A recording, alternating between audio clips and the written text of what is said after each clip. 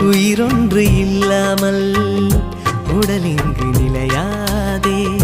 உயிர் என்ன பொருள் என்று அலைப்பாய்ந்து தெரியாதே. வாழ்க்கையின் வேர்களோ மிக ரகசியமானது. ரகசியம் காண்பதே நம் அவசியமானது. தேடல் உள்ள உயிர்களுக்கே தினமும் பசி இருக்கும். தேடல் என்பது உள்ளவரை வாழ்வில் ருசி இருக்கும்.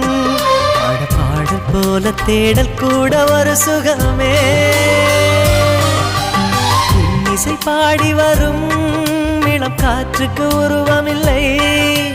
காற்றலை இல்லை என்றால் ஒரு பாட்டொலி கேட்பதில்லை. ஒரு காலம் வருகையில் உள்ளம் கொள்ளை போகுதே.